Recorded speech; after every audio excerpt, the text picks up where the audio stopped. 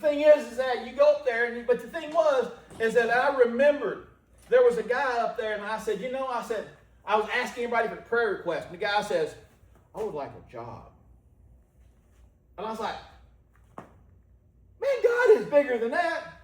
And God says, you ain't from Africa, are you? Here in Arkansas, here in America, there's plenty of jobs. You just don't want to do them. In Africa, you'll do anything. You will ride people around on a bicycle as a taxi. If you've ever been to a third world country, they'll do that, won't they? Because they'll do anything to make a dollar. And like you said, you're not from Africa, are you? You don't know what it feels like here. So while I was in Africa, I started developing this thing of constantly praying. I'm always seeking out. I try my best to I try to identify the times in my life when I'm not closer to God. And every time I find that I'm not close to God in this moment of my day, that I'm not trying to talk to Him about a situation or problem, every time I do that, I find that right in the center of my problem is a big M-E. I am the reason. I'm the center of all my problems. So the thing is that I've learned that through constant prayer. When I was in a situation, I was telling you about this, that I'm looking around going, okay, God, this is here recently. I had never really acknowledged God. And I thought about that. How did I have not acknowledged you? He says, do you believe? I said, God, I've never really said, because I am the anti-prosperity guy. I don't believe in it. I do not believe that God is your savings account. I do not believe in the whole theory that if you give $100 to God, God's going to give you $1,000 back. I believe that is an abomination. I am not going to get up here and tell you these things, but I will tell you one thing. I need God. I need God to bless this endeavor. But I need to acknowledge that it is God. That it is God who's doing this, which I'm stepping on next one. The next part is community. So you got to daily read the Bible. Constantly pray. Every need comes up. God does not need you to say, Our Father, in this moment, I'm like, hey God, I need help me to figure this thing out. God will do it. Trust me. God will give you what you need. All you got to do is ask, and you don't have to ask formally. This is not a formula you got to follow exactly to pray to God. That's not. Yeah. When you go to your parents or you go to somebody you want to talk to or whatever, you just talk to them. Good friend of mine named Brian Morgan. Brian had a thing he called it the 3-question rule. He said, if you've not heard from somebody in a long time, Lance, and they call you, hey, what's going on? Man, what about old so-and-so? You seen somebody else? Yeah, the other day. Well, what do you think about this right here? The 4th question is what they want to know. The 4th question is always what they want from you, the reason why you call. So a friend of mine called the other day, and I ain't heard from him, darn, in a long time.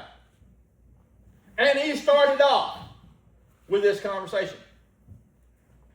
That guy's relationship and our friendship is based upon a needs relationship. When he don't need something, he don't call me.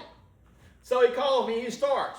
Carrie, he's been one question into the opening. You know what I said? I know that you didn't call me to talk to me, so what do you want? Well, man, you know that old boat you sold me a long time ago? I said, yeah, about 10 years ago. He said, do you have the title? I said, I can't even tell you where our checkbook is. I dang sure ain't got the title. Well, what do I need to do? He said, I've sold it to somebody else. I said, sounds like you got a problem. He said, well, what would you do? I said, he said, because he went there and filled out all the paperwork, and they run the registration, and they realized that, so now they're thinking he's trying to slip it by. I said, me, I'd go grind the daggum thing up, put me a new one on there if that's what you got to do. Ain't my problem. But see, I got to the problem. And I was like, okay. If that's how I am and we are, And I've eliminated now all this wasted time, all the anticipation. Oh, my friend is calling me. No, your friend wants something. Get rid of this trash out of your life because it's not doing something for you. It's not building you up.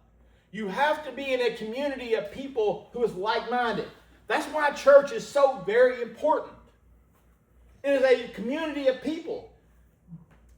One of the first things years ago when we was in the process of leaving our church and God was separating us out, I was so afraid. Because one of the early strategies of any predator is prey always does what action? Runs.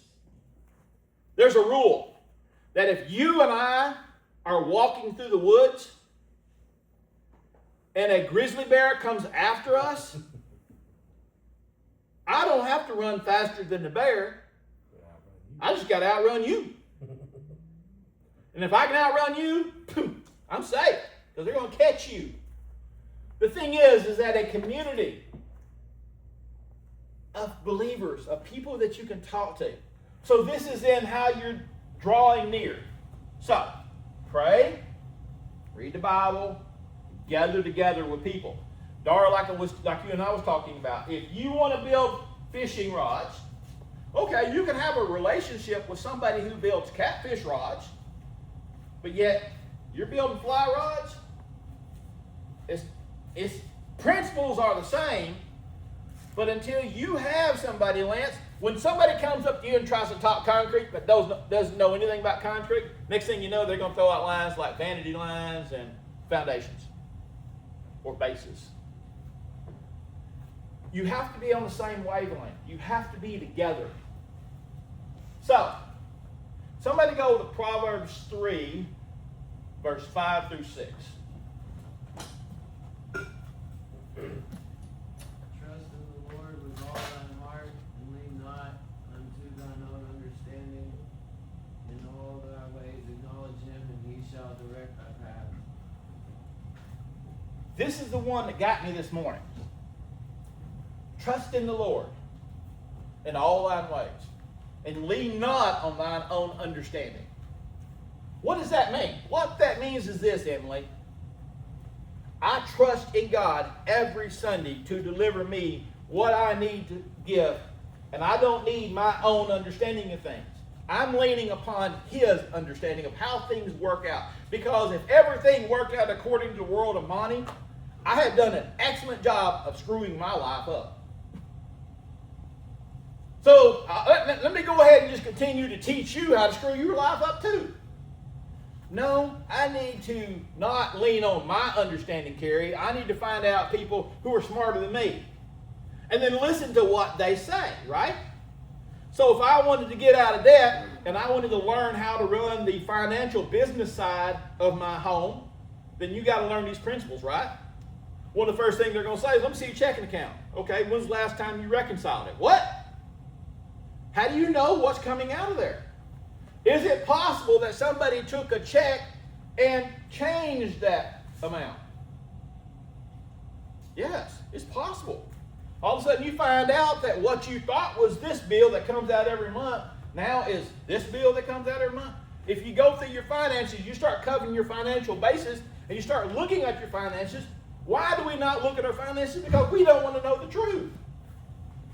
We don't want to know where we spend our money.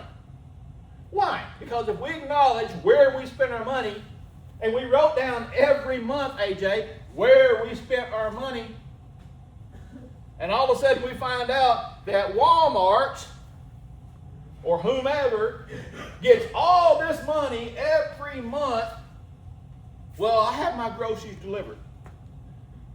Amber and I went shopping Saturday. And it was fun because, see, I have a game that I play when I shop. And I do not shop at Harps. I do not like anybody who will insult my intelligence. Because when I go buy meat, I look for the sell tags on it, where the meat's been marked down. Then I buy it, freeze it, cook it, do whatever what I want to. But I'm making sure I'm getting it cheaper because I hate paying list price for anything. Harps, what Harps does is you walk in, you see this bright tag. Oh, This steak right here now is $15. That sounds great. That's a $15 steak. And you see what it once was. It was $90. What? I have been in Harps and see, I don't trust what they put on the price. I calculate. Wait a second. This steak weighs 1 pound and it's $15. Lance, how much money is that? That's $15 a pound, right? That's not on sale. That's Wallach's furniture sale. Freddie Wallach used to have this gimmick. What he would do, every 2 or 3 months, he would have a going out of business sale. And they would go through there, and everything in the store, they'd take the price tags off. The salesman would go in there, they'd cut all price tags off, they'd put a new price tag on there, double what it was, and put a half price sale on there, and they're selling it to you for half price because in your mind, you believe you're getting a good deal. I have been to Harps, and Carrie, I have looked on what the original price per pound was on steak, and they had it marked at $29 a pound. Wow. I said, y'all suck. I don't go there. So I look at everything. Just because it says the price, I was in Kroger the other day. Seen some chicken legs. Grandkids love chicken legs.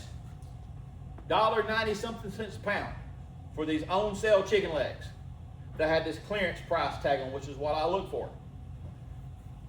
Right next to it was the fresh one for 99 cents a pound. I check everything because I've learned that if you check and you start raising your expectations, it changes things.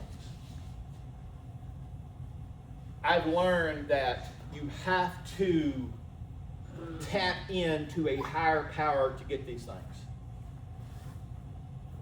Whenever I'm buying something, whatever I'm doing, anything that I'm doing, it says, trust not, lean not on your own understanding, but in all ways acknowledge Him. What that means is to consult God first. Imagine how many stupid things, if we would just take the time to pray about Emily and then be honest, because every time we want God we pray about something for God, we pray that God gives us the answer that we want. I've learned a long time ago, thy will be done. In other words, Jesus said, if it's your will, take this cup away from me. But if it's not, okay. See, Jesus didn't say, hey God, man, I need you to bail me out of this stuff. This sucker's about to kill me. Let me just be God. Let me just be Jesus for a while. I'm going to rule now. He says, no. God, your will is done. Whatever you want. So when you pray, you consult God. You say, God, if I don't need this, then block this way. My prayer is, I'll tell you honestly, my prayer, God, I'm stupid. I'm stupid. I'm just going to do the same thing I always do. So then if this is not your will, protect me from this. And I've learned that if you will do this, God will honor that. It says in all ways acknowledge Him, and He'll make your path straight. In all ways acknowledge. Now wait a second. This is from Proverbs, right? Is that a quote that God says, in all ways acknowledge me and I will direct your path? No. This is an extraction of wisdom from the wisest man that ever was. And this wise man said, hey man, if you want to know something, you want to know how to figure this thing out, acknowledge God and He'll guide you. Put God first. Consult God first. I love this right here. Then after you say, God, if it's your will, then let it be done. If it's not your will, then block it, let it go through. Don't let it happen. Then you give thanks for it. God, thank you for what you're about to do. Thank you for what we are about to receive. because I'm about to receive your answer. In other words, that you accept the possibility that God knows more than you know, and that God is smarter than you are. So you see where you've placed God at now. You've placed God in this place above you. And you're thankful because the thing is that's like action getting a whooping. Papa, I know that this whooping is the best thing in the world for me. What would that do if I'm about to whip action? And he says, Papa, I know that I really need this whooping, so go ahead and do that. I ain't gonna do it. I'll be like, oh man, that kind of takes the fun out of it. Yeah. But think about that. If we approach God saying no with that attitude, what would change in our life? Everything. That would say that we acknowledge that in the beginning, God is. We've acknowledged God. Acknowledge is the word I'm going to go back on. The next thing is that as you are successful and as God is blocking you, do you know that every time something starts going good, Carrie, here comes the attack? Every time. So all of a sudden, man, now you've got this business. Everything is going good. Everything is going great. All of a sudden, somewhere in the mind, David, you kind of go,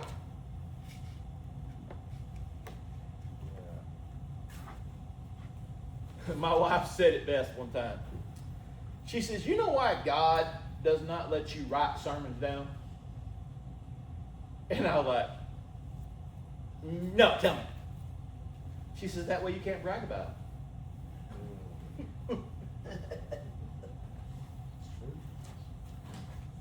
Because it ain't me. Your success, if your success, is one reason why I don't really try to promote the business. I do in a certain means, but on the other side I don't. Because the thing is that I know me. Cheryl, I know me. Look what I done. I did all this. Man, check this thing out. Yeah. I love these little videos that says, don't you ever stand back and look and say, I built that. Pride. Pride. Every time you start thinking you're doing good, it's going to come in and knock it out because God, as Scripture says, God opposes the proud. A proud person doesn't need God. But a proud person needs God more than they will acknowledge. So if you stay humble in all of it, God is going to continue. Acknowledge God. God did this. It ain't me. Even the business. I put it all in her name. That way I ain't got no hold on it. I said, God, what if it's successful? And then she leaves me. Then that's on her. I'm serious. I had this problem. I had this prayer. He said, that's on her then. Your conscience will be clean. Just don't be the reason she leaves you. Yeah, there you Oh, what? You see, it got turned back on me. Carrie, don't be the reason she leaves you. You be the good person in this deal, and I'll take care of you. The last thing we would have to do is obey His word. In other words, we got to walk the talk. If we are going to be Christians, and His word says that we can't do this, and we can't do that, and we can't do this, and we can't do that, then guess what we cannot do? I tell everybody, don't argue with me. Go deal with God. If you're that stupid, go deal with God. But the thing is that He tells us these things because the reason that we have no's in our life is because God creates moral boundaries. There has to be a moral boundary in your life, Carrie, that you will not cross. There has to be a line that you will not cross. I was facing a scenario the other day, and I'm like, what do? Don't cross it. You'll never go wrong by doing the right thing. Never. You'll never go wrong by doing the right thing. Do you know one of the hardest things about being successful is being a steward? A steward? What does that mean, that you're a steward? First thing is, you acknowledge the fact that your success is based upon what God did, right?